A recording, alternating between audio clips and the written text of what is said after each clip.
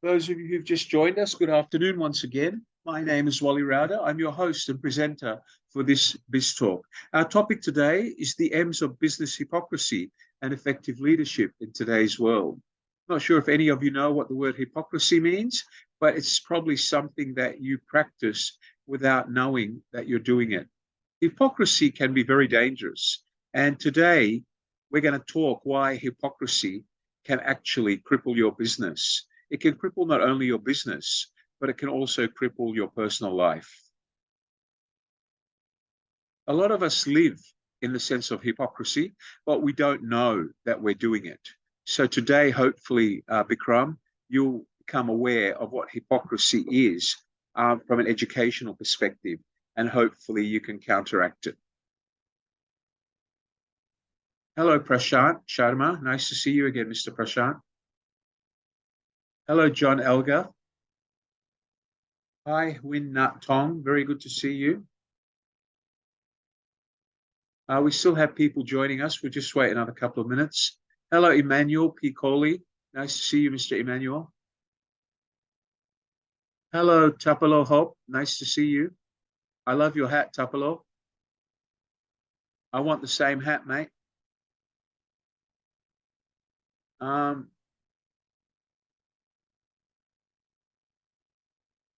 Bekin Kosi Sabana, welcome to the session, sir.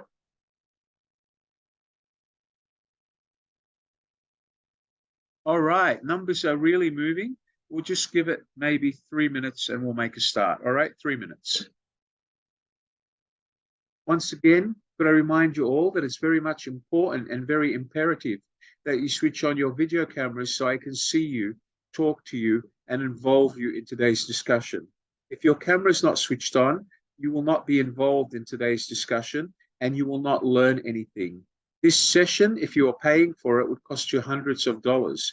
It's to your benefit to switch on your camera and to actively participate. Your camera must be switched on for the full duration of the lesson if you wish to receive a certificate. If you do not switch on your camera, you are possibly not going to receive a certificate.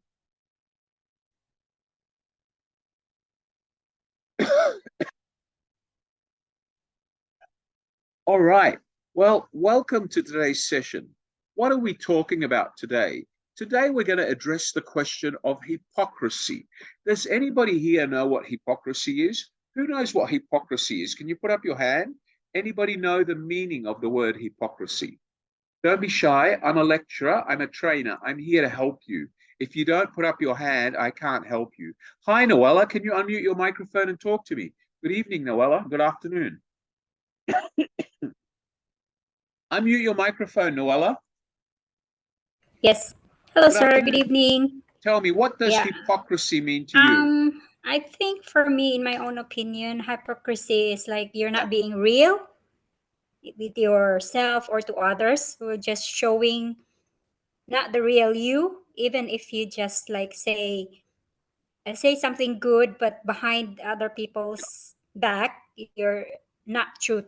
You're on the right track. You're very close. Tell me, can hypocrisy cause problems for you, whether in your personal life or in business? Yeah, very much. Excellent. Thank you very much. Thank you. That's a very good answer, Noella. Thank you. Thank you, can anybody else give me their input on what hypocrisy is? Who else can give me their input? Come on, who else? No, Mr. Amala, you know the answer. You can't give me your input. You already know the answer. Anybody else? Hello, Amira. Nice to hear from you. What does hypocrisy mean to you, Amira? Go ahead, Amira. What does hypocrisy mean to you? Are you there, Amira? I can't hear you, Amira. You have to unmute your microphone. You must unmute your microphone. Go ahead. Hi, are you there? I can't hear you, Amira. There's something wrong with your microphone. Anybody can hear Amira? Amala, could you help Amira? I can't hear you. We can't hear you, Amira. You might need a new microphone. I'll come back to you. Hi, Rochelle Gabrielle. Gabrielle, hi, Rochelle. How are you? Speak to me, Rochelle. Good afternoon.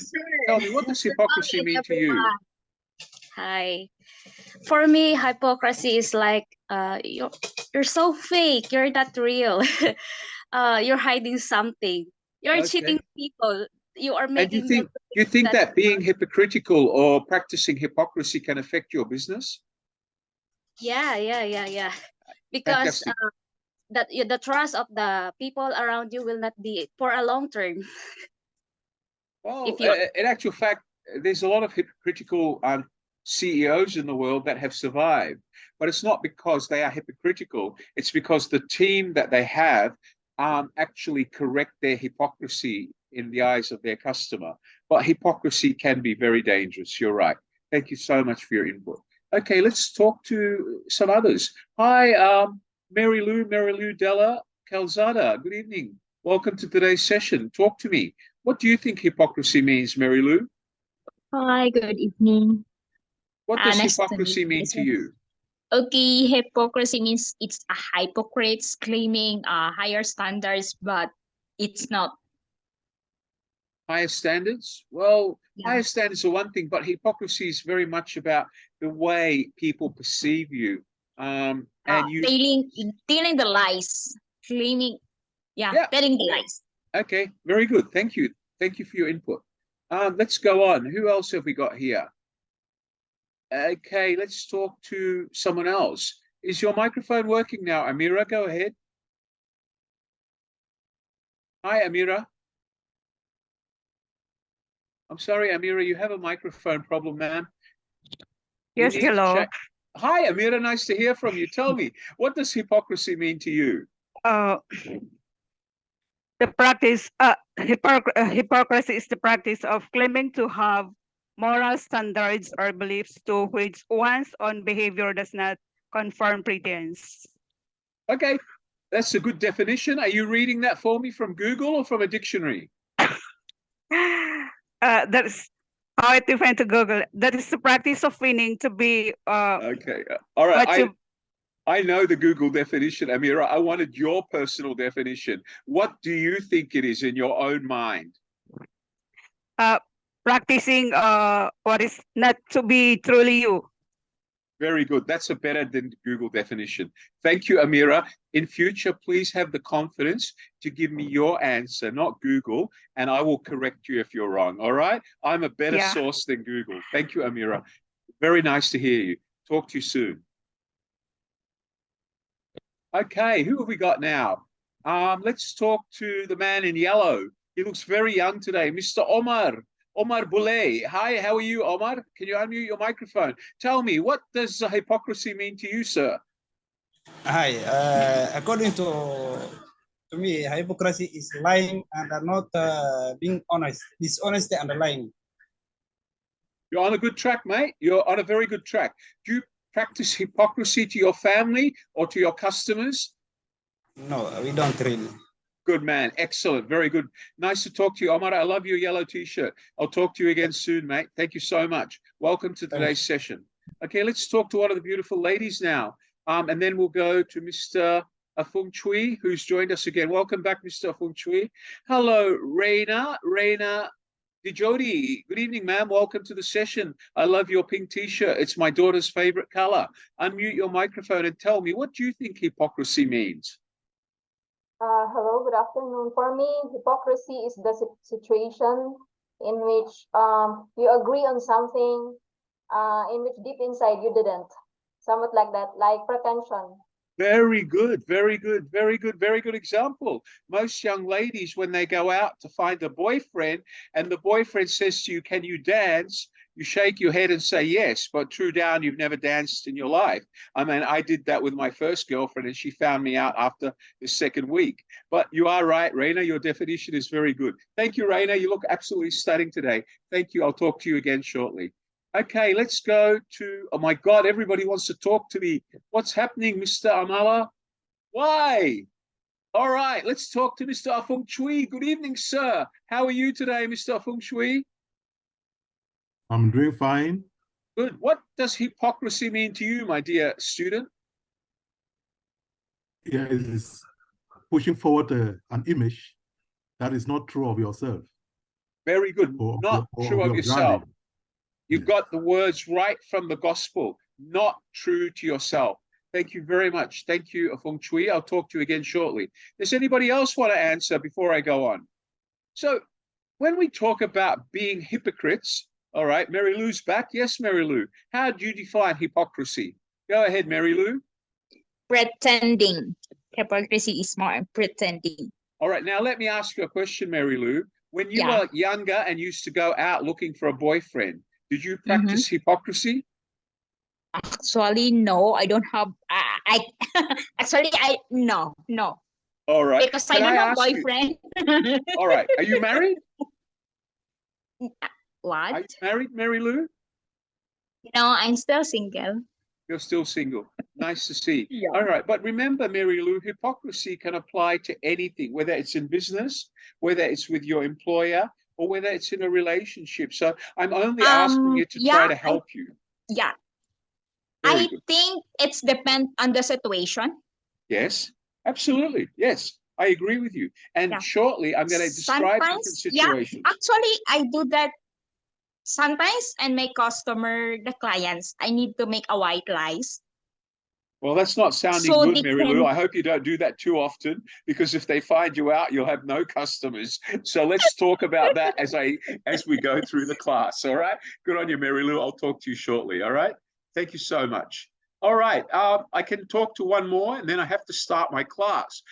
I'm terribly, terribly flattered that everybody wants to talk to me. I wish you'd do this every day, guys. Hello, Alina Agnia. How are you tonight? Hi, tell me, what does hypocrisy mean to you, young lady? For me, hypocrisy means not being authentic. Okay, tell me, are you married? You have a boyfriend? No, sir. All right, Not okay, yet. good. So can I ask you, one day when you go to find a husband or boyfriend, do you think practicing hypocrisy will help you?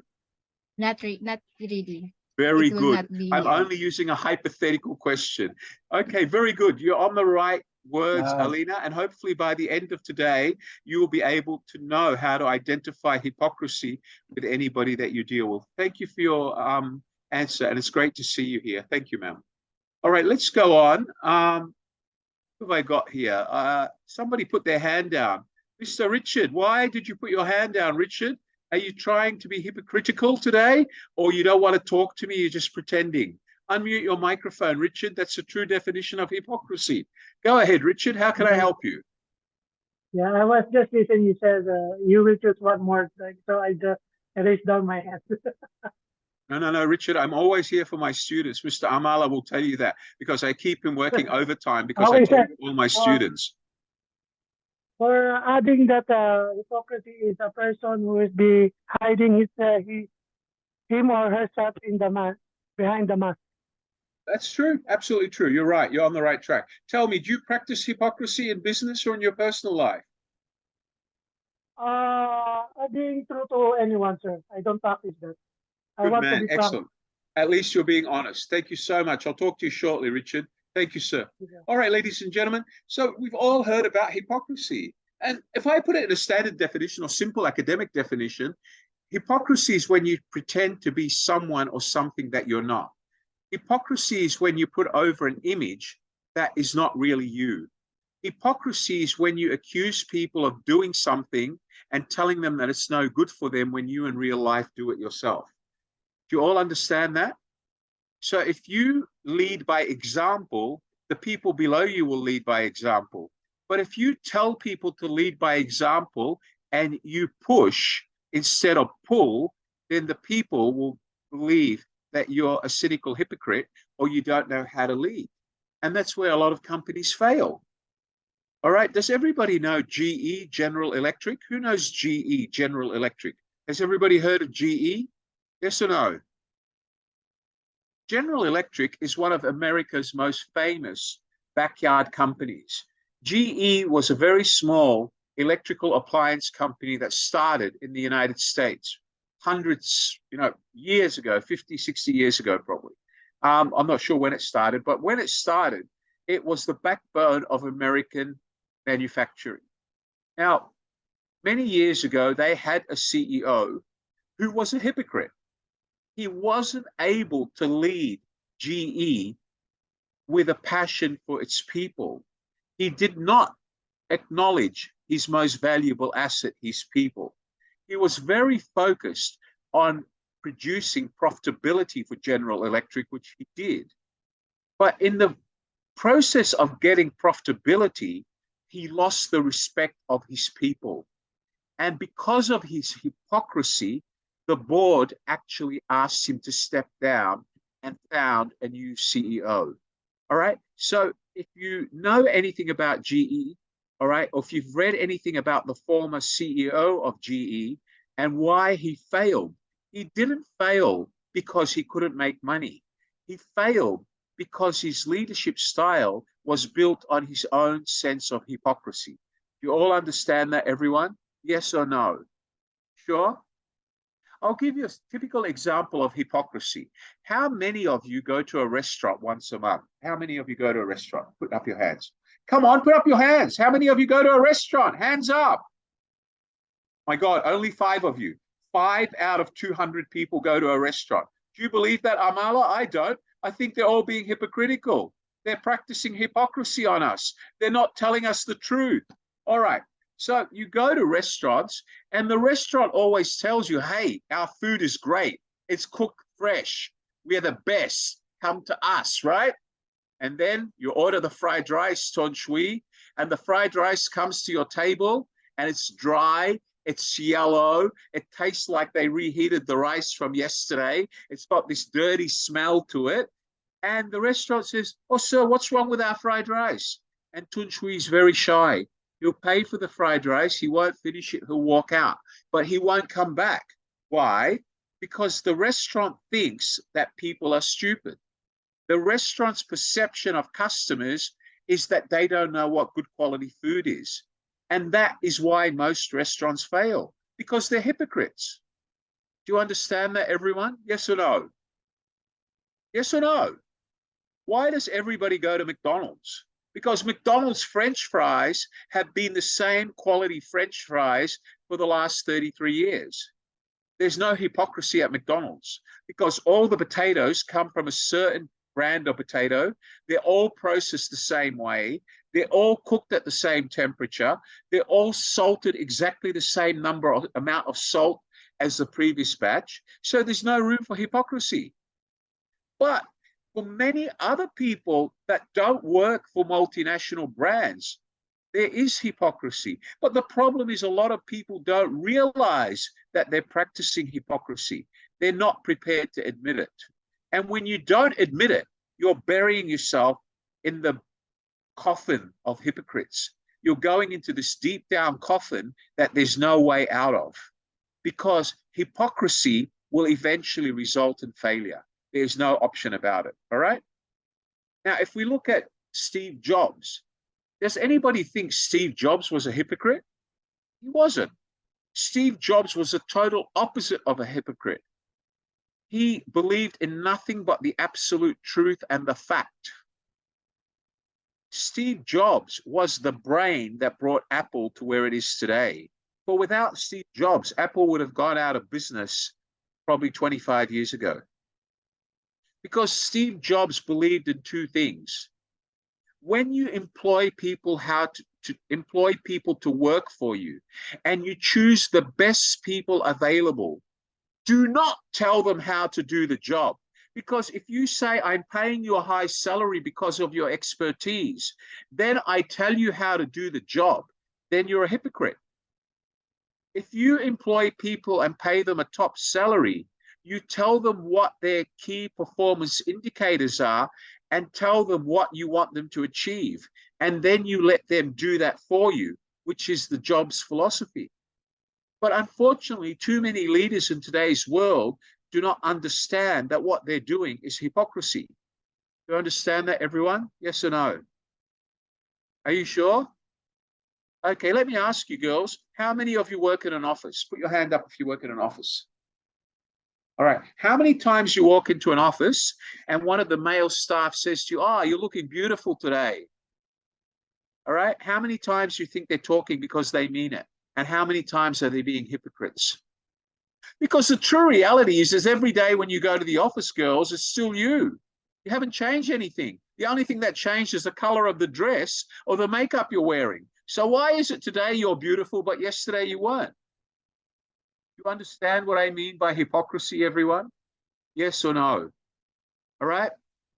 Okay, now, if the manager says to you, you're beautiful every week on Monday, and he only says it on Monday, I guess he's not a hypocrite. But if he only says it once every 5 years, then you know there's something going on, all right? Understand that, everyone? And Rochelle is giving me this beautiful smile, so she obviously knows what I'm talking about, all right? Does everybody know that? Yes or no? All right, let me ask another question, gentlemen. All the young gentlemen under 35, put your hands up. Everybody under 35. My God, Amala even put his hand up. All right. Anybody else under 35? I'm well over 35, but Amala's under 35. Okay, Amor is under 35. Anyone else? Come on, hands up, please. Okay, all right. Wei Yan, are you under 35, Wei Yan? Wei Yan? Are you under 35? Yes or no? Good, okay. What about you, Albert? Are you under 35, Albert? Put your hand up, Albert. Good, excellent. Okay, what about you, Silveraju? You're under 35, aren't you? Silveraju? You're under 35, right? Wave to me if you're under 35. All right. So for all, yeah, there you go. Ninja is under 35. Neil is under 35, I assume. So thank you very much. Thank you, Bikoshki. Okay, you're under 35. So for you being under 35, you all go out with this perception, hey, I'm good looking. You know, if this girl doesn't want to go out and dance with me, that's okay. I'm good looking. Have you ever asked yourself that maybe you're being a hypocrite, that maybe you're not as good looking as you should be? Maybe you don't dress the fashion or the hairstyle that you should have, and you should be asking yourself a question, looking yourself in the mirror, guys, and say, hey, why don't the girls want to go out with me? This is a typical element of procrastination that men practice because they think they're the best looking guy in town and they don't take opinion, and they get angry if a girl says to them, oh, you look old. So what do they think? That's okay, I'll find another girl. All right? Just a common perception. These are all examples of hypocrisy. All right? So let's now go to the lesson. Let's look at my PowerPoints and look at how academics define hypocrisy. Okay, so what is hypocrisy? The business hypocrisy, or what does business hypocrisy mean? Hypocrisy in business can be defined academically and in the English dictionary as a situation where a company or an individual claims to have certain values, beliefs, or behaviors, but acts in a way that contradicts those values or beliefs. For example, a company that claims to be environmentally friendly but engages in practices that harm the environment would be considered hypocritical. So if I was to ask you, when you go to McDonald's and they give you a plastic straw, are they environmentally friendly? They're not. Because if they were environmentally friendly, the straw would be made out of paper or cardboard. So this is hypocrisy. Business hypocrisy influences the degree of the stakeholders' trust others, hence false and inaccurate claims, mislabeling, false and inaccurate promotions, misleading advertising, false promotions, marketing to attract customer with a low price and then persuade them to buy a similar product at a high price, arguing out of stock, fake marketing, planned obsolescence, counterfeit products, copyright infringement, immoral practices of dishonest leaders, to taking advantages of stakeholders is present in every industry without exception. And you can all give me an example where one of these things have happened to you, right? Girls, you go into a shoe shop, they advertise 50% sale. And when you choose the pair of shoes you want, they say, sorry, it's out of stock. You go back next week when the sale's finished, and guess what? Those shoes suddenly are back in stock. But the reality is they weren't out of stock.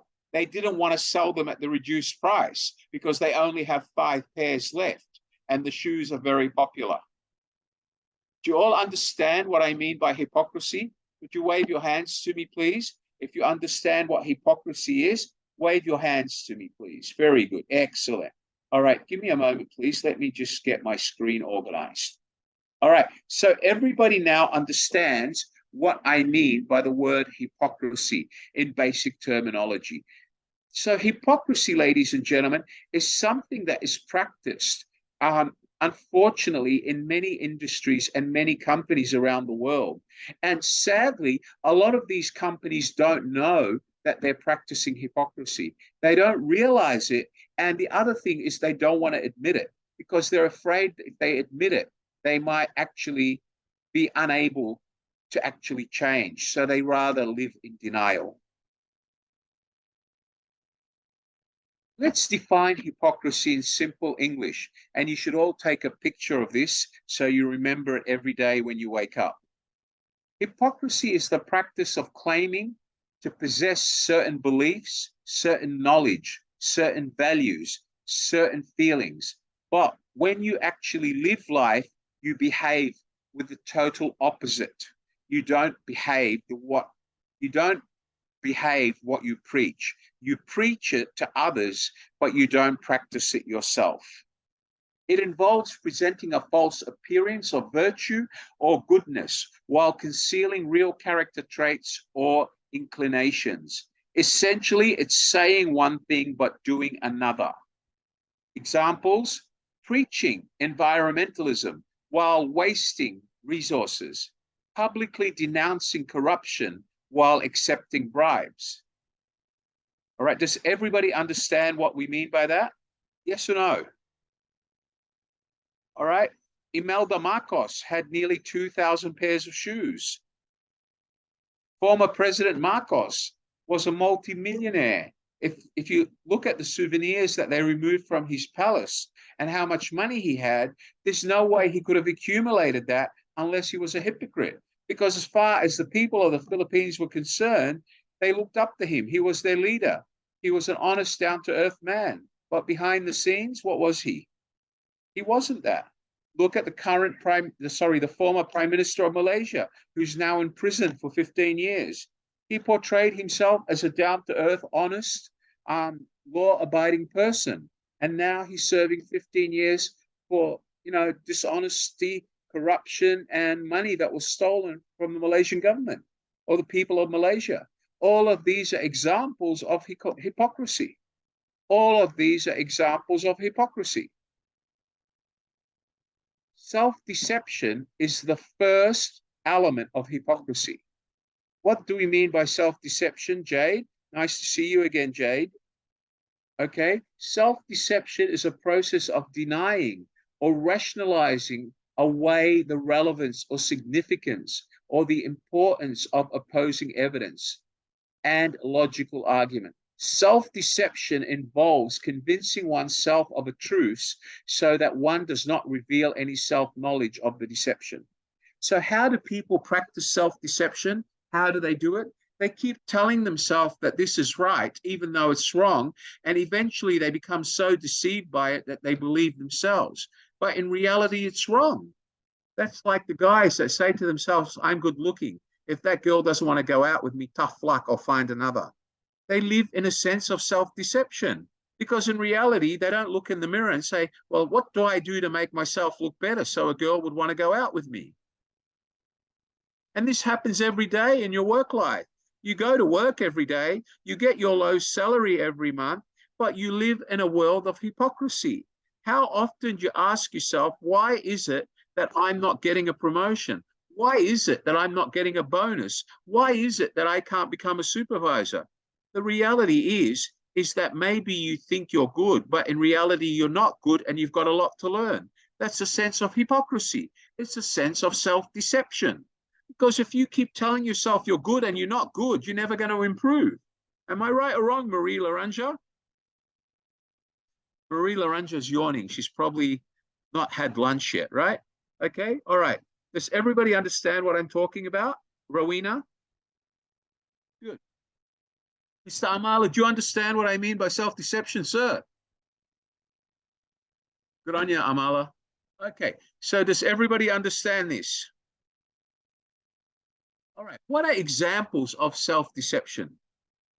Let's go through them. Keep making excuses for ourselves, like all the young guys like me when I was at university with my Bon Jovi curly hair and my Armani t-shirts. I thought I was the best looking hunk on the campus, but I wasn't. There was many others, but I didn't want to let myself believe that.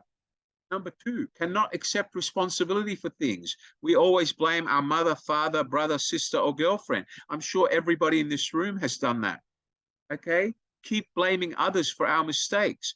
Keep blaming our employers for not being fair, for not paying us a higher salary, rather than admitting that maybe we're not working hard enough or we're not good enough. Keep avoiding unpleasant realities. Don't face reality. Don't face the truth. And feel defensive or threatened when people challenge us. Okay? Now, I want one of the young ladies here to give me an example of something that makes her feel defensive. Which young lady can do that? Come on, young ladies, give me an example of something that makes you feel defensive. Put your hand up. Come on, hurry up. Put your hand up. Something that makes you defensive. Who can give me an example? Come on, no young ladies? Will I go to the men? All right, let's try. Ravel, can you give me something that makes you defensive? Ravel LaSalle. Come on, Ravel. Put on your microphone. Give me an example of something that commonly makes you defensive. Are you there, Ravel? Unmute your microphone. Hold on, guys. Ravel is about to unmute his microphone and talk to us. Are you there, sir? No? Okay, all right. Well, let's try someone else. Prashant Sharma, can you give me an example of something that makes you defensive? Unmute your microphone, Prashant. Prashant? Yeah, hi. Hello. What is something that you usually get defensive about? When somebody complains about my cooking. When somebody complains about your cooking. Very good example. I assume you're a chef? I used to be. Right. Can I ask you something? And I want you to be honest. Do you agree sometimes that even though you wanted to deny it, that you may have taken shortcuts and the customer had grounds to complain? Oh, yeah, absolutely. Right. And you know what? I experience that quite regularly because I'm a steak lover. I'm a carnivore.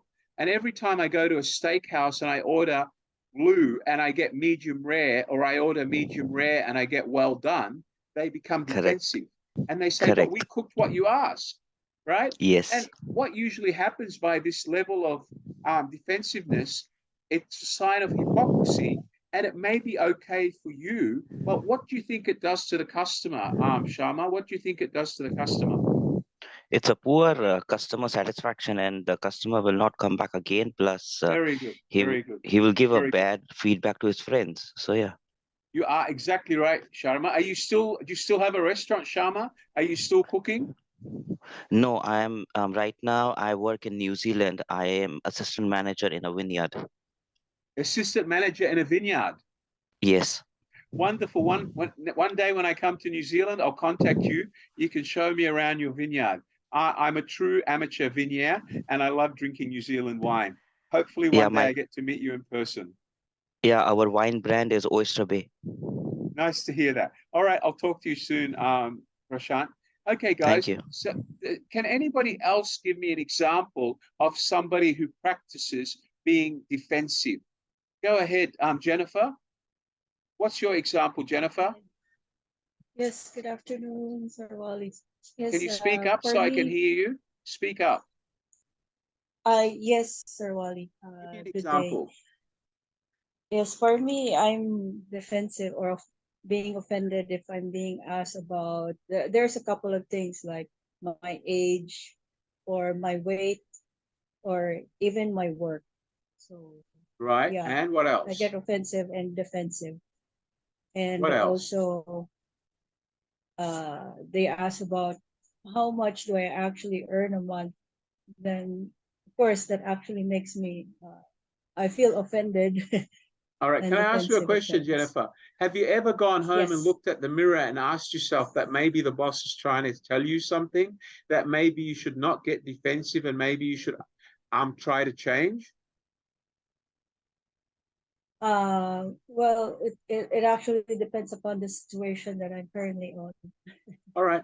I don't want to tap into it because it might be private, but maybe one day or later you WhatsApp me and I can give you some advice. But let me tell you, Jennifer, you need to overcome the level of self-defensiveness, because the longer you try to be self-defensive, or what we call obnoxious, by letting yourself go on with the deception or self-defensiveness, you're not going to move forward. Do you understand what I'm saying, Jennifer? And I know, young lady, it's very hard.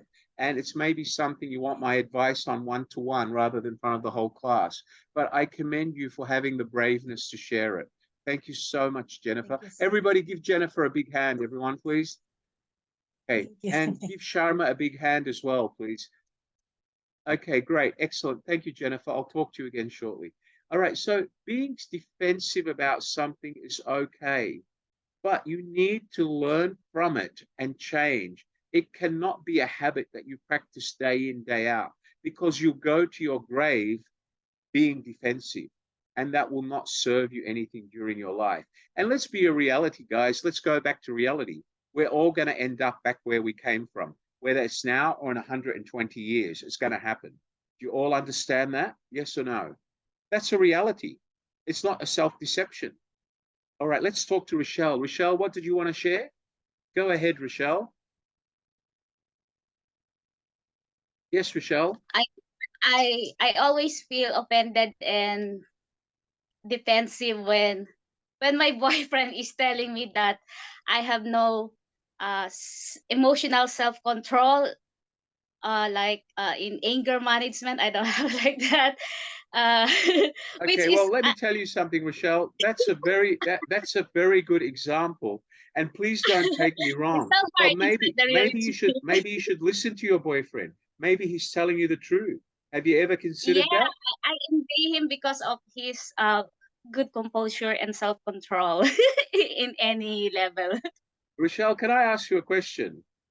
When you get self-defensive, is it because you think he's making fun of you, or is it because you don't? No. All right. Actually, do you think it's because you don't respect him? But if you get defensive, it means you don't respect him. It's so respective, sir. Because my boyfriend is my former accounting teacher. Oh, okay. Well, that's even a better reason. Okay. So if that's the case, you shouldn't get defensive, should you? And he's more brainy than me. Well, now, hold on. That might be a self-deception. You might assume he's brainy. Attitude always to be in the winning side. All right. Well, let me just tell you something. Behind every good man, there's a good woman. And behind every good woman, there should be a good man. So don't ever live by the deception that he's always smarter than you. Don't ever live by the deception that you're embarrassed to admit that what he's telling you is true. Because if that's the case, Rochelle, let me give you some advice, okay? This friendship will one day want to turn into a marriage. And as long as you keep getting defensive, the longer it's going to take for him to probably say, marry me, or it's probably going to take longer for him to say, hey, Rochelle, let's have a baby. All right. You know what I'm trying to say, Rochelle? I'm just giving you hypothetical examples. So living by a false deception is not going to help you. All right. Do you understand where I'm coming from, Rochelle? Yes, sir. Wake up, Rochelle. Have the confidence to face it. And you know, Rochelle, it's very easy. What you need to do, Rochelle, and this is for all of you, after this class tonight, this is what you do. You get a box of tissues. You go and sit in front of a mirror, all right? And you say to yourself, what he's telling me is true. The reason it's true is because, and you say it out loud so you can hear it. And you might get tears, but you wipe the tears. Then after you've done that, you go to the shower and have a cold shower and say to yourself, from tomorrow, I'm going to change. All right? And later on during this session, I'm going to teach you how you can do that psychologically. But Rochelle, I'm giving you some advice as an academic. The longer you continue doing this, the longer it's going to take you to move the next step. Do you understand what I'm trying to say? Actually, sir, maybe I'm just a little bit stubborn because he is my boyfriend. But from the other person, I'm good. I'm Well, good. you know, I don't mean to My be rude, boss. Rochelle. Being stubborn is not a way to be successful in life. Stubborn people Yeah, usually I know fail. that. And the only time they go from failure to success is when they learn not to be stubborn. All right. Yeah. I'm learning a lot and Well, I changing. hopefully over the next few Always. months, I'm going to change you. Through my biz talks, you're going to change. All right. Thanks, Rochelle. Okay, let's go on. So being defensive or living with a sense of deception or believing in something or telling yourself it's right when it's wrong will eventually lead to you failing, continued failure. If you're not prepared to accept it and move on, you are a hypocrite. You're living in a sense of hypocrisy. And that's what I mean in simple terms. What is hypocrisy? One moment, please. Okay, here we go. Again. All right, so let's go on. Okay, business hypocrisy. The other one is what we call pretense of morality. What do I mean by pretense of morality? Jolie, pretense of morality is defined as the practice of claiming to have moral standards or views to which one's behavior or the behavior of people in our family or tribe or community does not meet. For example, this is a pretense of morality that cloaks our inability to meet someone's predetermined moral code. For example, if you go to countries like Iran or Pakistan or Turkey, it's unheard of for a girl to go out with a boyfriend in public until such time as the parents have agreed and they are formally engaged. Now, that is a moral standard that that country sets for its young people. But do most young people practice that? No. Because, no one's going to go to daddy. I'm sure Amala, before he married his beautiful wife now, would never have married her unless he went out with her before he told his mother. And he's not going to deny it because I know he did, right, Amala? Yeah, you did, Amala. I know. You went out with your wife several times before you told your mother. Is that right? And father, right? I did the same. I came to Singapore 11 times before I told my mother and father that I wanted to marry this girl. They didn't even know she existed. All right? This is something that it's when you're unable to live within the moral codes that other people live in, or you tell somebody that what you say is right, mummy, but you go and do something behind her back. We've all done that. I'm sure when Amala used to go to school, he used to say, Mummy, yes, Mummy, I go to school every day. And I'm sure once a year he went to the shopping center with his friends and played pinballs. Is that right, Amala?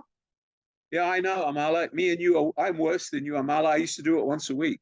All right. Does everybody understand that? Yes or no? All right. I'm sure you all did it. I'm sure Rowena's done it when she was young. I'm sure Rowena told her father she was going to the library and she was out with a boy watching a movie. But as far as her father was concerned, she was studying. Right, Rowena? Yes or no? That's it, Rowena. You're a good girl. All right? Everybody's done it. Bernadette's even done it, right? Marie Laranja, I'm sure, did it many times when she was young. Right, Marie? Yeah, I know, Marie. Marie probably tells her husband she doesn't eat chocolate. But every time I see her, she's chewing on chocolate. Right, Marie? Are you eating chocolate? Yeah, I know, Marie. Amala says he doesn't like, oh, wow, hamburger, where's mine? All right, okay. I'm sure Amala also likes chocolate. Do you like chocolate, Amala? Yes or no? All right, okay. But when we go to the dentist and the dentist says to Amala, young man, do you eat a lot of chocolate? And what does Amala say? Oh, no, chocolate's no good for you. What is Amala being to his dentist? He's living with a pretense of morality because the dentist said chocolate is no good for your teeth. So Amala agrees with him, but as soon as he walks out of the clinic, he goes to the chocolate shop and buys chocolate and eats ice cream and eats lollies, right? It's a sense of a pretense of morality. Yes or no? I do it every day because my wife says to me, you should not eat too much. You should have a small meal, breakfast, a small meal for lunch, maybe fruit in the afternoon, and then have dinner. But do I practice what she preaches? No. She says to me, you should only drink 1 cup of coffee every morning. I drink 10 to 15 espressos every morning. So do I practice the morality that my wife teaches me and my doctor says that coffee is no good for you? No, absolutely not. It's a pretense of morality because the doctor says too much caffeine is no good for your health. Everybody says that drinking Coca-Cola with sugar is no good for your health, causes diabetes. But we still drink Coca-Cola, right? Everybody drinks Coca-Cola. Wave your hands. Come on. Good. How many cans of Coca-Cola do you drink every day, Bernadette? 1? Well, you're a heavy drinker. You're a Coca-holic. Rowena, how many cans of Coca-Cola a day? 1 or 2? Rowena's gone to get her Coca-Cola. All right, Rowena, we'll see. Okay, congratulations. Enjoy. Bon appetit. Okay, anybody else drinking Coca-Cola? Amala, have you got Coca-Cola too? Rowena's drinking your Coca-Cola, mate. All right, okay. All right. Okay, so everybody understands what I mean by a pretense of morality, right? Everybody understands that? Yes or no? Let's go to the next slide. Example. People who tell you not to eat candy while they chomp away licorice all day, same as me. I say to my daughter, don't eat too much chocolate, Daddy, it's no good for your teeth. And I sit in front of the television chewing a Chupa Chup, okay? Basically, it's hypocrisy. Or people who say they hate cars, but always beg for a ride. Oh, can you give me a lift? But I hate cars, they're not safe. I'm worried that you're gonna have an accident, but they keep asking you for a lift, yeah? Or let me go to another hypocritical or cynical statement, or more hypocritical statement, girls. Girls, I want you to tell me the truth. How many of you have gone out with a boy telling him that you like him only because he bought you dinner and took you to the movies, but deep down you didn't like him? I'm sure you've all done it in your lives, right? Yeah? I'm sure you have. Come on. Come on. At school you did. I'm sure once at school, Erifania, you said to a boy he's good looking and said one day we'll go out, but you never went out with him. I'm sure everybody's done it. All right. Okay. All right. I accept. Okay. All right. I've done it. I went out with a girl. I told her that I'll take her out a second time, but never called her again. But ever since then, she married a doctor much richer than me and she's happy. So everybody does it, but a lot of us won't admit that we're doing it. Do you understand that? Melissa Lopez, wave your hand, Melissa. Good girl. All right. Okay. When people practice this, they are engaging in hypocrisy or behavior that is different from what they say they believe in. They're being hypocritical. It's not doing as they preach. All right? A hypocrite is a person who practices hypocrisy. What they say is not what they do. I'm sure you've all been guilty of it once in your life. All right. Moral criticism of others by possessing faults of their own. So what do we mean by that? Moral criticism is also concerned with the seriousness of a work and whether its purpose is worthy of its means. It's from the perspective that one speaks of such things as gratuitous, sex in a novel, nudity in a film, when it isn't seen to serve the moral purpose of the narrative. For example, if a manager says to his secretary, "You're sexy today," that would be moral criticism, and that's hypocrisy, because a manager should not use the word sexy to his secretary. It's basically something that he can actually get into trouble with, because you shouldn't be sexist or you shouldn't spread sexually discriminating remarks to the opposite sex or the same sex in a workplace. It goes against professional work ethics. So that would be hypocrisy. Do you understand that, everyone? Or if you think about it, you go to your pastor in church and the pastor says abortion is a sin. Okay? But then the pastor's brother, he married a girl, or he went out with a girl, and the girl became pregnant, so he told her to go and get an abortion. Why? Because he didn't want people to speak bad rumors about him because his brother's a pastor. Hello, Jennifer. How's the little one, Jennifer? Hello, gorgeous. Hello, Jennifer. Hello, little one. How are you, gorgeous? Good girl. Okay, so that is just a sense of hypocrisy as my example. Criticism of morality are broadly two kinds. They often overlap. That moral valuation rests on incoherent presuppositions, or the morality is dysfunctional in the system. What do I mean by that? Presuppositions is on the basic assumption that abortion is a sin. All right? On the other dysfunctional system is that society is against abortion. These are hypocrisies. Now, if we try to relate these to business, let me tell you something. In business, it's morally unacceptable to accept bribes. So a lot of us say we don't accept bribes. Bribes are banned in our company. But on the other hand, the CEO accepts bribes from people who want to do business with him or for him to make business happen, where he changes the rules just for those customers because he or she accepted a bribe. The difference between presupposition and dysfunction. Dysfunction is when the CEO goes against what he tells the organization or the organization's code of ethics is. Does everybody understand that, guys? Yes or no? Good. Failure to satisfy oneself. And this is the biggest reason for hypocrisy. If you fail to satisfy yourself, what are the dangers? Who can tell me? If you're not satisfied with yourself and the way you are achieving your goals, what will that do to you as a person?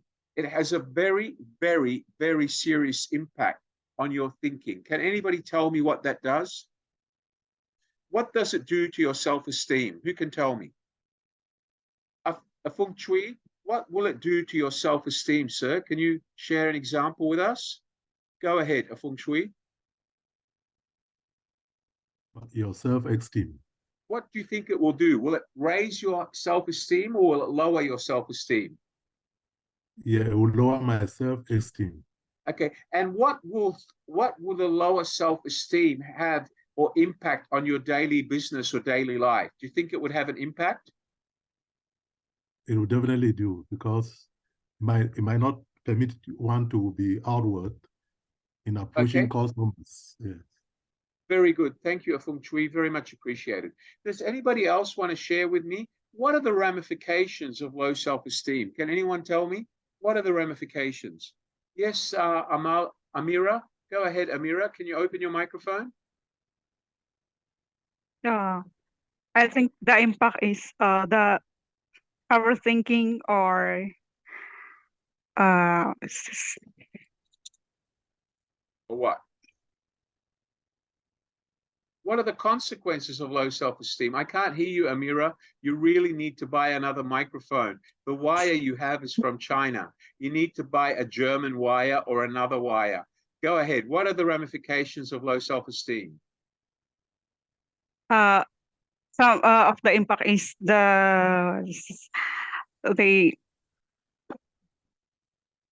you are always overthinking.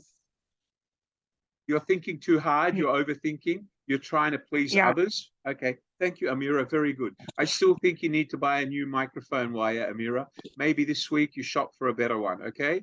Good girl. Yeah. Thank you. Let's talk to Tapelo. Tapelo, what are you going to share with me? Go ahead, Tapelo. Yeah, go ahead, Tapelo. Yes, I would say it causes a distorted perception of oneself. All right, you need to speak up, Hello, I can't hear you. Can you go ahead? Say it again, please. It results in a distorted perception of one's true image. Very good, absolutely right. So it basically causes you to put over an image which is not your true image. Absolutely right. You're right, Tapelo. Thank you very much. You're very much right. Okay, so what Tapelo said is very much, it causes basically you to put over an image that is not to you, or it's a disposition of your real image. Very good. Okay, Emily, what were you going to share with us? Emily, go ahead. Hi, sir. Good evening. Yeah, go ahead. Yeah, low self-esteem may lead to negative feelings, or it may lead to anxiety somehow, and it's either make or break for you. Yeah. Okay, very good. You're on the right track. Thank you for that. Thank you so much. Okay, so basically all of these are base rules that happen, or consequences of when somebody goes into a sense of a failure to satisfy his or herself. They go into a sense of low self-esteem. Has everybody here had low self-esteem in some point of their life? Yes or no? You have. Everybody has it. I had it for 2 months after my first girlfriend dumped me and married an American doctor. She broke my heart. Okay, it took me 2 months to get over it.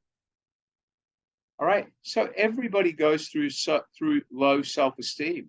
But the problem is you need to be able to know how to get out of low self-esteem, because the longer you suffer from a failure to satisfy your own self-desire, or satisfy your own thinking that you've achieved the right results, or satisfy your ability to believe in yourself rather than rely on what other people do or try to please other people, the longer it's going to take for you to be successful, whether it's in a business or guiding your business or in your personal life. Let me share my screen again. Okay, so failure to satisfy yourself will actually lead to low self-esteem. What do we mean by low self-esteem? Let's talk about this. You lack trust in yourself. You're constantly comparing yourself to others. You engage in people-pleasing behavior. You want to keep somebody happy, then doing the right thing. You feel little control over your life because you're letting others control you. And you don't reinforce boundaries. You let people change your mind. I thought you were okay with it. Well, I'm not sure. Understand that, everyone? Yes or no? Has everybody done this before? Have you all done this? Put your hand up. Be honest. Who's been through this before? Hurry up. Put your hands up. Tun Shui, you've been through this, right? Come on, Tun Shui. Be honest. Put your hand up. Very good. Amala, you've been through this before? Okay, Amala always agrees with me. Okay, all right, good. All right, Mary Lou, have you been through this before? Mary Lou? Okay, good girl, Mary Lou. What about you, Filipina? You want to talk to me, Filipina? Go ahead. Have you been through this before? Unmute your microphone. Yes, I've been through this, and I have to overcome it because I'm not being so productive. And what happens when you go through it? You lose a sense of productivity and you feel as if you're a failure. Is that right? Yes, definitely. And it caused me like a little anxiety. And anxiety is a common thing, and some people never overcome it, and they need professional help. Very good, Filipina. Much appreciated. Thank you, young lady. Thank you.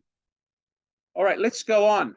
So basically, guys, when we look at this, what are some common signs or symptoms of disbelieving in yourself or not being satisfied with yourself, which result in low self-esteem? Number one is a lack of confidence in yourself. Number two, you basically rely on external locus of control. You rely on somebody else to control you. Negative social comparisons. You compare yourself to the wrong person, or you try to actually say to yourself that he is better than you or she is better than you because you're trying to please someone rather than please yourself. You have trouble by admitting that you need help or asking for help. You worry and doubt yourself every day. You have difficulty accepting compliments because you think that people don't mean it. You have a sense of insecurity. You negative self-talk. You always tell yourself you're not good enough or you're a failure. You have a poor outlook of the future. Like most people in third world or second world countries, they always blame their president or their government because they live in economic depression, because their salaries are not high. Well, what they fail to admit, it's not their government, it's not the economy, it's them not wanting to do anything to try and to find a better way or actually work overseas. It's not your country's fault, it's your fault. Because you always talk to yourself through negative self-talk, trying to convince yourself and deceive yourself that it's your country's fault. The other reason is because sometimes you're too scared of failing again, but you fail to realize that you're already a failure. So the only thing that can happen is you go from failure to success. Because the harder one fails, the more successful they'll become.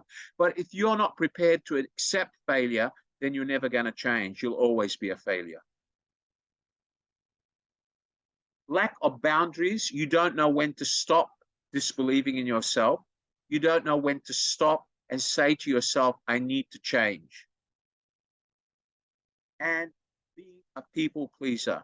You focus on making your girlfriend, your boyfriend, your sister, your mother, or your father happy, but you don't realize what it's doing to you as a person. Do you understand that, everyone? Yes or no? It goes on to cause you poor confidence, a low sense of confidence. People with low self-confidence tend to have low self-esteem, and vice versa. One, low self-esteem can play a role in causing a lack of confidence, but poor confidence can also contribute to worsen your self-esteem. They both go hand in hand.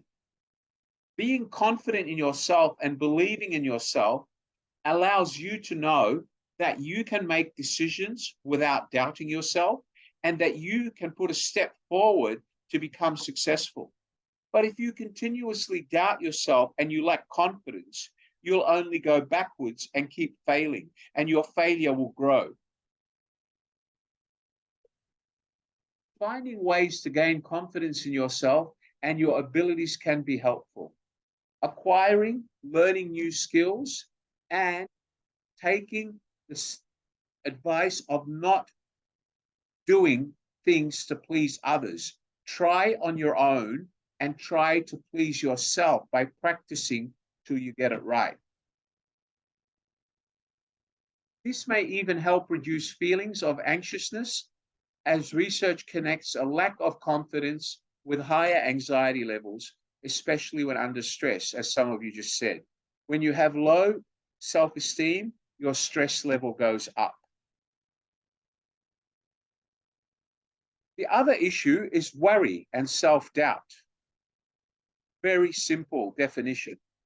Even after deciding, people who have low self-esteem worth often worry that they've made the wrong decision. And sometimes they make the decision hesitantly and they feel in themselves that it may be the wrong decision, and they get more depressed because they don't have the confidence to make the decision, because they do not believe in themselves, they do not trust themselves. This can lead to a great deal of sound guessing and self-doubt. This makes it harder for people with low self-esteem to make business-related decisions. So can hypocrisy allow you to be a successful business person? No, because hypocrisy will bring about low self-esteem. And again, it's one of the M's of hypocrisy. Your moral Your moral beliefs change. Your moral behavior changes. Instead of doing what you believe in your morals, you're doing what others believe in and trying to please others. Negative self-talk. Low self-esteem causes you to focus on your failures rather than focus on how you're going to make them successes. And this is something common with most people who live in a world of hypocrisy. When things go wrong, people with low self-esteem blame themselves because they're too afraid to blame others, because they're trying to make other people happy by blaming themselves. All right. Sorry. Okay. Next one is, as I kept saying, trying to please others rather than satisfying yourself or pleasing yourself. No one cares whether you do it this way or that way. But when you let people make you feel as if they care, or whether you believe that they care, that's your own belief. Let me tell you, most people don't give a shit about whether you fail or succeed. They don't care. They tell you they care because they want to make you feel good. And what they do is they tell you this and you listen to them, but in reality, they're already a failure and you're still looking up to them. You all forgive my word, forgive me for using the word starting with S, but I'm just trying to show you how serious it is. Do you understand that, everyone? Yes or no? Yes or no? Okay. My good friend, may he rest in peace, Steve Jobs once said, your time is limited, so don't waste it living someone else's life. Don't be trapped by dogmatism. Don't be trapped just because you think that they know better than you, because they're a failure themselves. Dogmatism, which is living with the results of others' people's thinking. You're trying to do something that they think is right, but you don't believe in, simply to make them happy. And a lot of you do that, especially to please your parents, your uncles, your auntie, your boyfriends, your husbands. But you shouldn't. You should do what you think is right to make you have confidence in yourself, and then they will either respect you for what you did or hate you for what they did, what you did. Now, if they respect you, that means they truly care about you. But if they turn against you because you didn't listen to them, it means they don't give a shit about you. Excuse my expression again. They don't care about you. So why are you trying to please them? Does everybody understand that? Yes or no? Thank you. All right.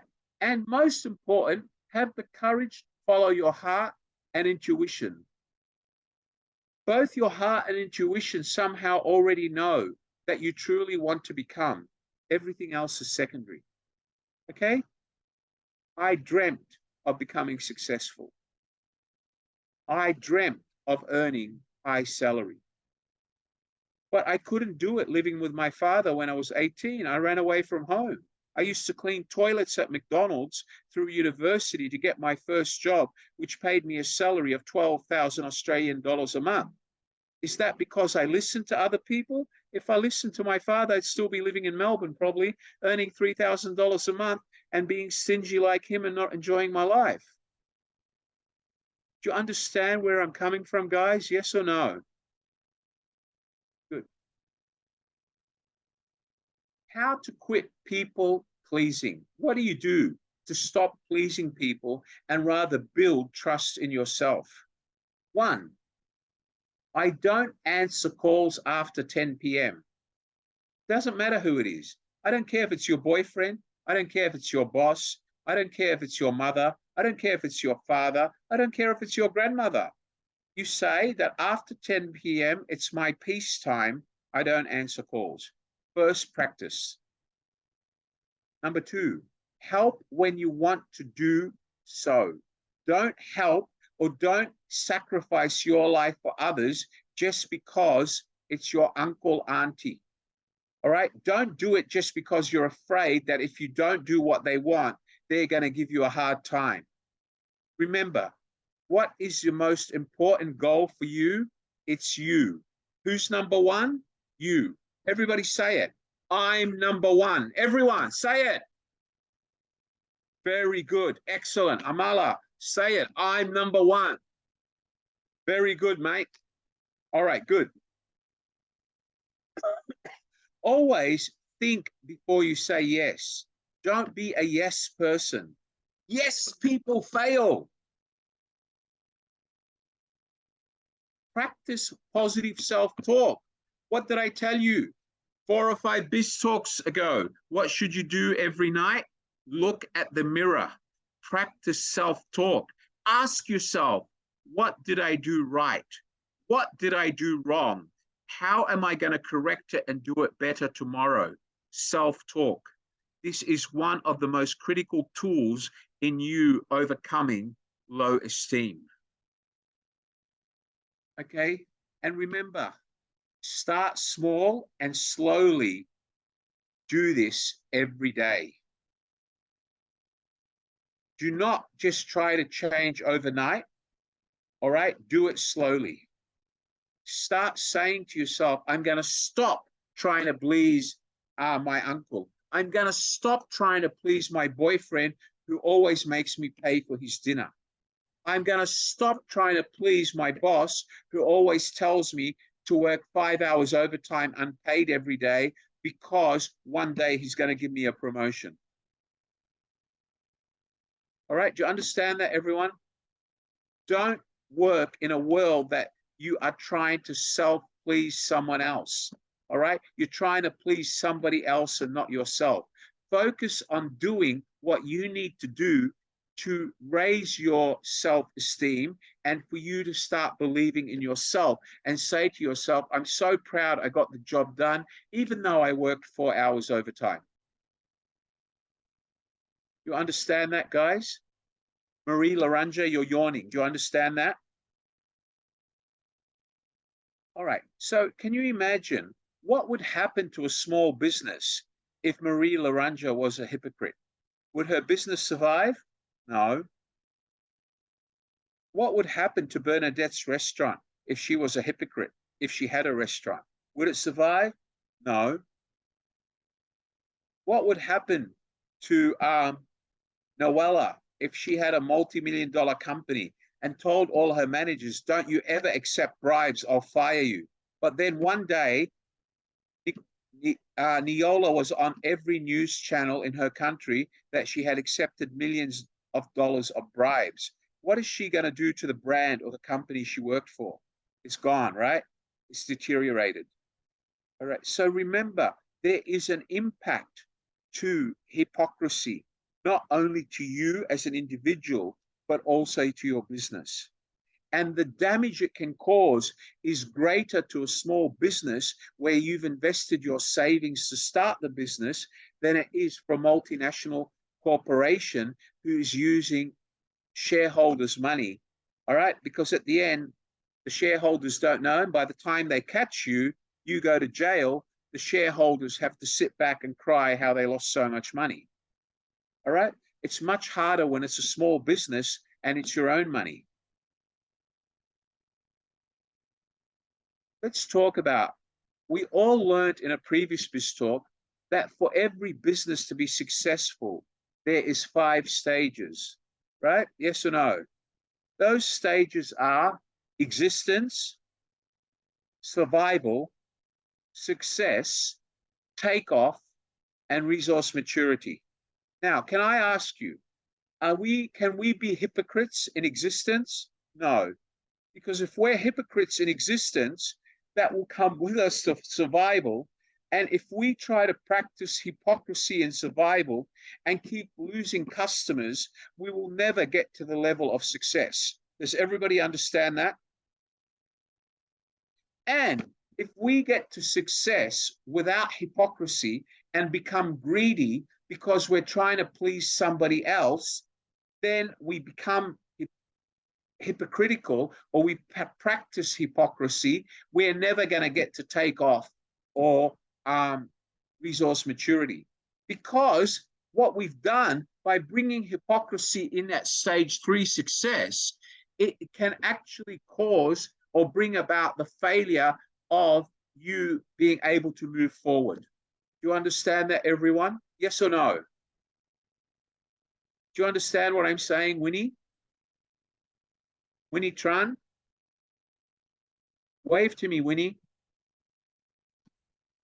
Winnie Tran, do you understand what I said? Okay. All right. Do you understand what I said, Lorena? Lorena? Very good.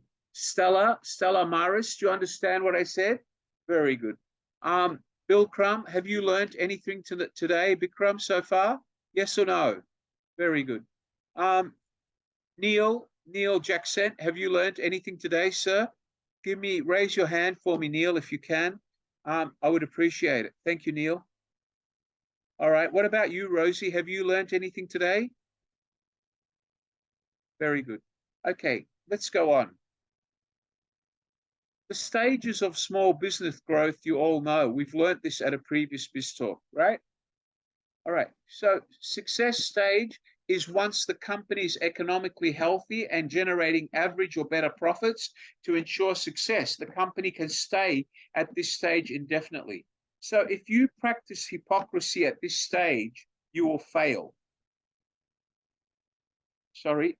The next stage, so we said existence is when you just come to existence. The next one is survival stage. So if during existence you practice hypocrisy, you will never get to survival stage.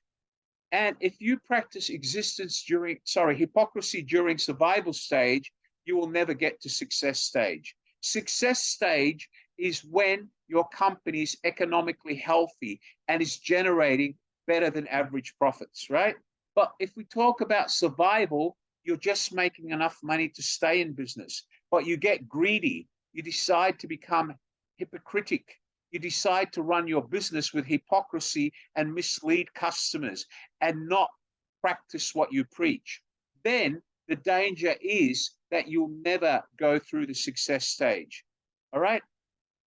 Now, if you do get to the success stage, then start practicing hypocrisy because you got greedy, trying to keep others happy or trying to please others who tell you that you're a failure because your profit is low compared to theirs.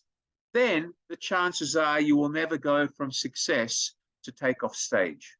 Do you understand that, everyone? Yes or no? Thank you. And the same thing. If you do it during takeoff stage, you'll never achieve the big one, which is maturity stage. So remember, ladies and gentlemen, hypocrisy is basically duplicity, insincerity, fraud, fantasy, deception, living in a world that's not you, a world that's not real. Do you understand that, everyone? Yes or no? Many leaders around the world today, many bosses, many managers, many of them presidents. Take the president of the United States. He says that he doesn't agree with what's happening in a war currently between Palestine and Israel.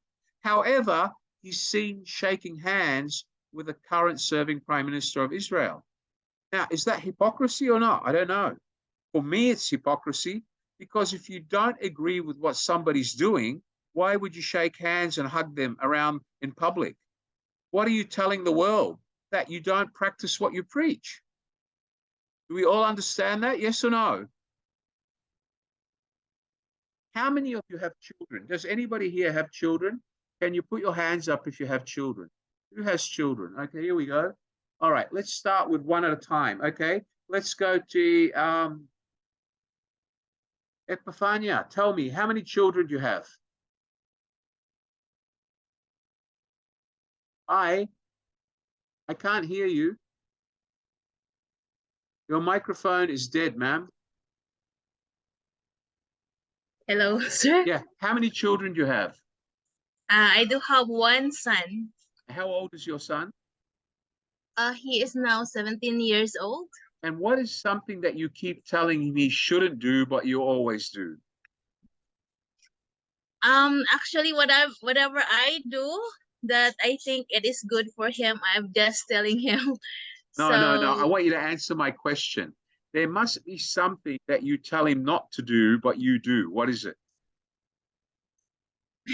Be honest. something, because I didn't tell him, for me, I didn't tell him something that I didn't do because I am the role model of him. So Very good. if So I tell you're him his role model. Very good. I understand. yes, So can I ask you, do you tell him to Yes. drink Coke or you tell him not to drink Coke? it's okay to drink moderate. Moderation. Do you Yes, tell him what moderation. moderation is? Yes, moderation is good as long as it is not exceeding with the exceed amount Okay, every all day. right. You're on the right track. Thank you, mate. Very Yes. good. It's good to hear it. Very good. Can somebody give me an example of where you've told your children not to do something, but you've done it? Melissa? Melissa Lopez, go ahead. You look like a lady who's going to share with me an exciting point. Go ahead, Melissa. Hi, sir. Good evening and good Yeah. evening to everybody. Yeah. I based on my experience, since I did not I'm a naughty girl. I'm a naughty daughter before. All right, That's but can I why. ask you, give me an example. Don't get too personal. What's something that you have told someone not to do that you have done? Like going outside without permission from my mom and daddy. But you did it, right? Yes, absolutely. How often did you do it? Once a week? Most of the time when I was young, maybe that? 2 times in a one Yeah, week. and in you a week. always had the same excuse. I'm going to the library to study, or I'm going to Yes. my girlfriend's house to help me with my physics problems, right? And where was Yes, your sir. girlfriend's house? It was the local shopping center or mall to meet a boy, right? Yeah, we all know Yeah. that. Yeah, I know, Melissa. Good on you, Melissa. I'm so proud to hear from you today. Good example. Thank you. All right. Thank Okay. you. All right, let's go to Purita. Purita Polano, where are you, Purita? Are you there, Purita? Can you talk to me, Purita? Hello, Purita. Tell me, what's your example, Purita? My example is I told him not to cut in classes. Right, and did you do it? I did it. And how did you feel when you told them not to do it when you did it? I felt guilty because I was the one. All right, did you So feel I like did you're a it. real hypocrite? You understand what I mean by I did. hypocrisy? I did. Very good, Purita. Don't worry, I've done it too. I tell my daughter not to eat too much chocolate. And as soon as she goes to sleep, I go to the fridge and eat a whole bar of chocolate. And then she says, Daddy, you told me chocolate is no good, but there's no more chocolate in the fridge. I say, yeah, Daddy, I don't know who ate it. She said, no, Daddy, I saw you eat it. I actually saw you eating it. Don't lie to me, Daddy. And I feel like an idiot. Then I have to apologize. Oh, Daddy, it's okay to eat chocolate in moderation. But I don't practice moderation. So we all do it. It's something that we all do. But we need to admit that we do it and understand the implications, We have especially to when we're admit running it. a business. Yes, go ahead, Purita. Go ahead. What were So you saying? what I tell them is based on my experience when I did it before, because when you cut in classes and you will fail your exam, so it's worse. So that's why I told them. That's my And experience. let me ask you, Purita, how many classes did you cut in your days? Give me a guess. 20, 30, No, 40? not really. How many? 10? Something like 2. Oh, come on, Purita. We Twice. all did it more than that. Yes. I did it at least 12 times every year. And tell No, me, it's twice. It's because I have I'm scared when I failed one subject All right. because my father All get right. mad at me. Let me ask you a question. When you cut class, was it because you didn't like the teacher, or you didn't do your homework, or you didn't study? I don't like the subject. Right. I'm So very poor with that instead, subject. okay, but that's a very good example because you've now confirmed what I said. If you don't believe in yourself and you don't have confidence by telling yourself you don't like the subject, it lowers your self-esteem and you do Exactly. something that you shouldn't do. Would you agree with me now? Exactly. So that's why when I'm telling my kids about not to cut the classes, it's because I experienced it before. I have to explain to them why Very I good. did it. And So hopefully, I have to tell them about the positive side and the negative side so about it. hopefully after today's lecture, you can use some of my examples, right? Absolutely. Very good. Thank you, mate. Let me talk to Mary Lou. Mary Lou, tell me, what is it that you've done, even though you've told your children or friends not to do, Mary Lou? Share some exciting information. Hello. Yeah. I can't hear you, Mary Lou. You're whispering. Hello. I can't hear you, young lady. Yeah, I'm Yeah, go fine. ahead. Yeah. I told my son that don't tell my parents liar. So it's Yeah. not good. Yeah, but me, I feel guilty myself because I make a lie to my parents. All right. Well, you shouldn't do that because what happens, Yeah, you will grow up. this Okay. one, yeah. But this one got an explanation. So I Right. take a lie from my parents. My parents, my family, they never know that I'm here outside the Philippines. I'm here in Malaysia Yeah. because I did before. I'm going outside the country. I just tell them. Then every month they keep me bigging. Then I want to motivate myself. When I get older, I want to, I want to make success for my life because how many years I go abroad, Excellent. I never take money. So you need to stop trying to please people, but rather please yourself, right? Yeah, correct. I want to save money for me because Thank you, I'm Mary Lou. older. Thank you so much. Thank you. Good example. Okay, guys. Anybody else want to share? Yes, go ahead, Raina. Raina, unmute your microphone. Go ahead. Yeah, hello. Actually, I have a son, Yes. 12-year-old son. Yeah. So these days, most teens have mobile already. So I used to tell him when it's already 10 o'clock in the evening, I used to tell him, oh, stop using mobile like that. Yeah. And yeah, me too. I told him not to use mobile yet, me, when I go to my room, and then up to 1 a.m. I used to scroll Shopee, Lazada, Facebook, like that. Right. And how did you feel? How did you feel when you did something that you told him not to do? Did you feel like you misled him or you weren't being a good parent? Yeah, actually I feel guilty like that. That sometimes he knocked to my room and then he said, oh, you're still using mobile too, like that. Very good. Okay, good. But you realize what that does by doing that? Do you understand the consequences? Yeah. Sometimes our children may disobey us because they could see that we're not doing what we're sharing, like that, what we told them. Very good. Thank you very much. Thank you, Raina. Okay, I have a hand gone up. Salanat Ibrikeva, would you like to talk to me? Can you unmute your microphone? Are you there, Sultanat Ibrikeva? Are you there, Salanat Erkinbeva? Go ahead. Hi. Unmute your microphone. Go ahead. I can't hear you. Would you like to unmute your microphone and speak up, please? Could you unmute your microphone, please? Amala, could you send a message to the Hi. student? Hi, yeah, go ahead. Hello. Hello. Hi. You want Do to you share hear an me? example Hi. with me? For example, I don't have a child yet. All right, but have you learned anything from today's lesson? Yes. Good, excellent. Please switch on your camera and involve in the lesson. If you don't switch on your camera, you don't get to see, I can't see you and I can't teach. It's always good to switch on your camera, Salana. All students switch on their cameras. All Okay. right, mate? Okay? Okay. Thank you so Okay. much. Okay. Okay, all right, let's go back to the lesson.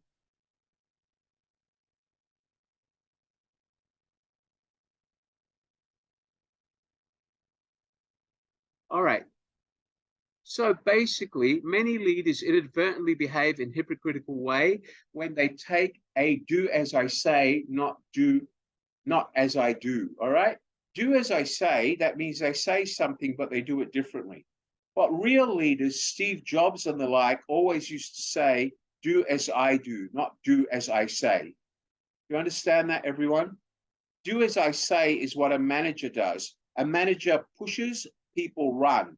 A leader says, do as I do, he pulls and people follow. Sometimes this is the result of deep sense of entitlement in senior leaders who are quite happy to set a standard for their people, but that they have no intention of observing themselves. People who are corrupt, people who steal company money, politicians who tell their country that they're poor when they're stealing all the money, that money should be going to the people of their country. All of these are hypocrisies. They're hypocritical actions which lead to issues and problems and failures. Let's talk about this. We have leaders who sacrifice, leaders who actually go out of their way to lead the people that work for them. We have leaders who will do anything to actually lead the team. And what happens when they do this, the people in the team trust them, and employees will perform at a higher level, which means higher productivity and higher profitability. On the other hand, for leaders to be able to self-sacrifice, they need to show that they do as they say. They do as they say. However, if a leader actually says but doesn't do as they say, so a leader does not act as he speaks. If you say, do as I say, not do as I do, here it's do as I do, all right? Do as I do. Here it's do as I say. That means the leader is telling people to do something, but he's doing the opposite or not doing it at all. And that's where you become an organization with a citizenship of distrust, a citizenship of hypocrisy, and eventually leadership will fail, just like happened to General Electric with Jack Welch. Does everybody understand that, right? Because he did as he didn't do as he said, he did as what he wanted, all right? Basically, he put over a perception that he was there to help the company improve productivity, look after the people, but he didn't do what he said. He did what he wanted to do. And for a company to believe in a leader, he must do what he says, not what he wants. All right? So you do as you say, not do as you want. Do you understand that, everyone? Yes or no? Okay, good. So basically, what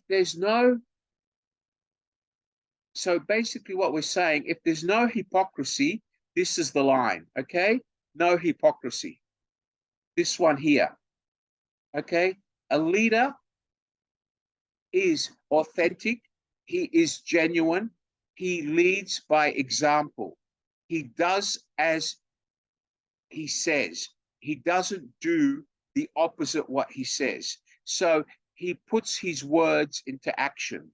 Whereby the other one here, this one here, is where the leader goes totally opposite to what he says. He does what he wants, not what he says.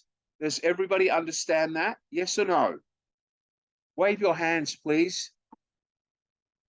Okay. Let's go on. In order for you to be a leader that doesn't practice hypocrisy, Number one, you must be reliable and accountable by honoring your commitments and doing as you say or as you preach. Leaders must consistently model accountability and reliability. In the absence of this, holding others accountable is evidence of hypocrisy. Everybody understand that? Evidence of hypocrisy. Number two, leaders must communicate clearly and consistently in a timely manner. Leaders should set team members up for success. Effective communication is a fundamental component of this. Number three, the leader should advocate for needs. Leaders must serve as the voice by their team and advocating the needs for whatever is necessary. Again, leaders must serve as the voice of their team by advocating for the needs whenever necessary. So it's do as you preach, not do as you wish. Provide support. Leaders provide support for team members by celebrating success, engaging in individual goal setting, and asking, how can I help you? Not telling them what to do. Establish trust. Leaders establish trust by directly asking for feedback on their leadership, openly working to improve their leadership style. And last but not least, maintain accountability, accept responsibility if they give the wrong instructions. Leaders want to be able to maintain accountability of the members of their team. However, this is only possible if previous levels are in place. So that means you lead by example. Don't expect your team to do something if you don't do it. Does everybody understand that so far? Yes or no? So if you are able to practice what this pyramid preaches, then basically you are avoiding hypocrisy in business. Let's assimilate these in reality by terms and definition. Lean on others. When I say lean on others, rely on the people in your team to do things for you or to do things based on the example or your leadership. But make sure you're accountable. If you ask them to do something and tell them how they do it and fail, it's because that's what you told them to do. Stay accountable. Get information. When you share information with your people, make sure the information is accurate and decisive. So later you don't blame them for using the wrong information that you gave them. Do not avoid problems by trying to blame them on somebody else. Stay connected and always stay in part of the business. Make sure you're involved. You lead by example. You listen to your team and what's happening in your organization. Always, okay, always try to guide them to solve. Do not try to solve it yourself. Lead by example. Keep up functioning, okay? Refrain from avoiding or denying responsibility. Try not to run away and say, you do it, I'm the boss. Lead by example. You do it, they will follow. Maintain commitment to see it through, all right? So when you start something, keep working through it with your team to achieve it. Don't give up halfway and say, oh, let them handle it. Be willing to risk, take chances, okay? So when you set down goals, regulate reactivity. So basically, make sure that when you give your team tasks to achieve, lead by example, let them know that there's risks. And when these risks come up, be there to be involved, to see how you can resolve the risk, lower the risk, or overcome the risk. Be reactive. All right, be reactive, regulate reactivity. And how do you regulate reactivity? It's by a leader leading by example. When you lead by example, you're proactive. When you're reactive, you wait till you fail and then you fix it. So if you're a leader and you're not being hypocritical, you should be proactive. That means you should limit or regulate the number of times when you're reactive. Because if you're proactive, you should never be reactive. Do you understand that, everyone? Yes or no? Can you wave your hands? All right.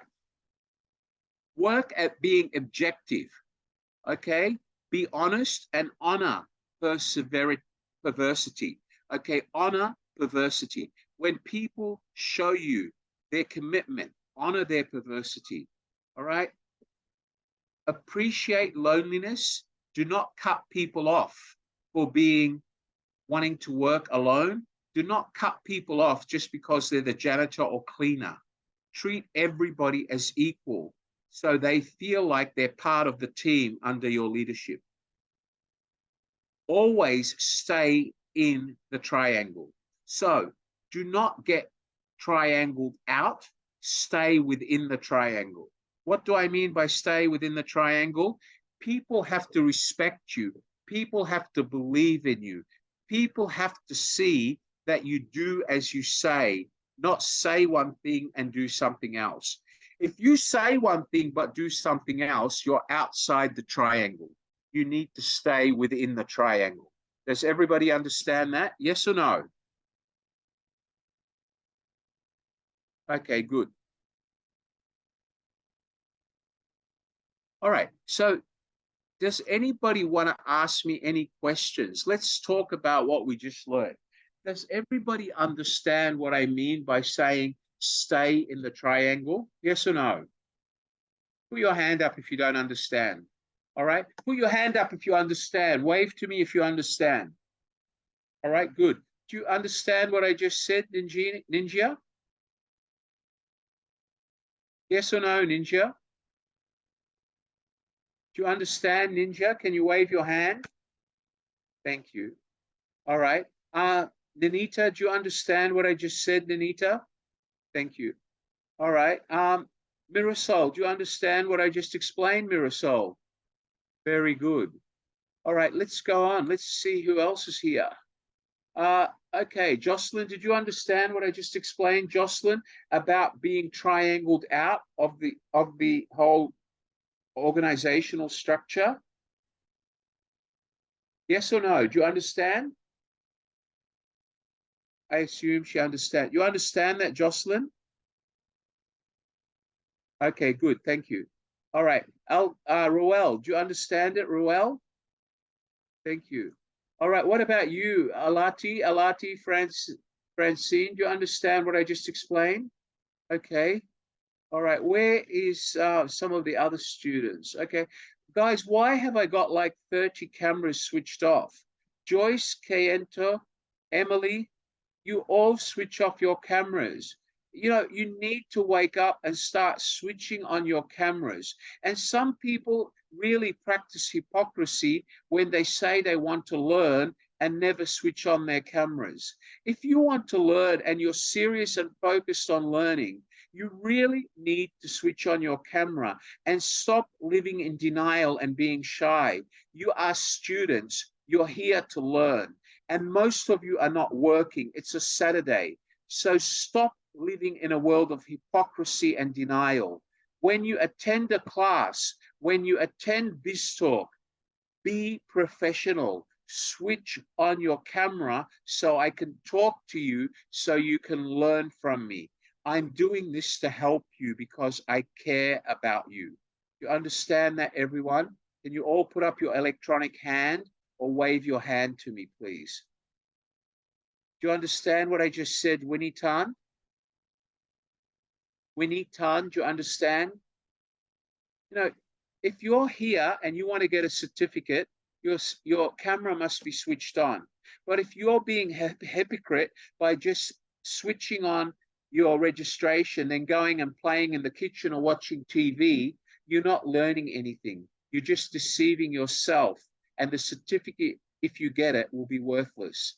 Please, you need to improve your lives. Stop being hypocrites. If you're at work, send a message to me saying I'm at work and apologize. I will accept it. But do not just switch off your cameras because you're not really listening to the lesson. All right? Example of hypocrisy. And I'm giving you that example because I care about you, and it's very important that you become active in my lectures. All right, anybody else want to ask any questions? Anyone else? Okay, great. I look forward to seeing you all at the next Biz Talk. Has everybody enjoyed my Biz Talk today? Can you wave to me, please? Everybody wave to me. Come on, everyone wave. Are you sure you've enjoyed my Biz Talk? Wave to me. I want to see more hands. All the people with your cameras off, please put up your electronic hands or wave now. Come on, I see 60 cameras switched off, only one hand. If you're really in class, put up your electronic hand. Jennifer, have you enjoyed today's class, Jennifer? Good girl, excellent. Have you enjoyed today's class, Jane? Good, excellent. How about you, Lorraine? Have you enjoyed today's class? Good, thank you, Lorraine. Thank you, Annie. Thank you, guys. I look forward to seeing you all. I look forward to seeing you again, Jessamay. I look forward to seeing you again, Joyce Caetano, with your camera switched on. I look forward to seeing you again, Ruth Arqueta. I look forward to seeing you all because I want you to learn. I want you to improve. I want you to be successful. Gretchen, have you enjoyed today's lesson, Gretchen? Are you there, Gretchen? Are you there, Silvaral? Have you enjoyed today's lesson? Yeah, great. What about you, Rosie? Have you learned anything today, Rosie Shing? Good, excellent. Okay. What about you, Gretchen? Have you learned anything today, Gretchen? Can you wave your hand to me? Good on you. Okay, guys, is there anybody that wants to ask me any questions? It's been great having you all here. I look forward to seeing you all again at the next session. Does anybody want to talk to me or ask me any questions? Okay, all right. Show me a sign of hands. How many of you have you enjoyed today's session? Wave to me if you've enjoyed today's session. Great, excellent, excellent. We love you. All right, great. From me, Wally Rauda, it's been my pleasure having you for this Biz Talk, and I hope you enjoyed it.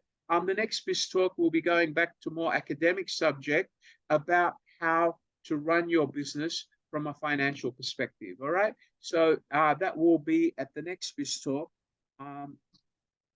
when it comes up. All right, okay, so I thank you so much for being here. This is a great way for you to learn. You should all be getting a certificate, providing you had your cameras switched on, by email, hopefully Monday or Tuesday. If you didn't switch on your camera, the reason why you don't get a certificate is because either you did not answer when I asked you to wave your hand, or because your camera wasn't switched on. However, we'll do our best to make sure that if you're in class, all of you should get a certificate. But one of the conditions on the certificate is that you have your video cameras switched on. So please, if for any reason you can't switch on your video camera, it's really important for you to send me a message and tell me. So I'm giving you this advice for future sessions, all right? But we'll try to do our best to make sure that everybody who sat through the whole lesson gets a certificate, all right? Thank you so much, everybody. You will also get a copy of the PowerPoint. I look forward to seeing you all at the next Biz Talk or leadership session. Thank you. Good afternoon, everyone. Good afternoon. Goodbye. I love you all.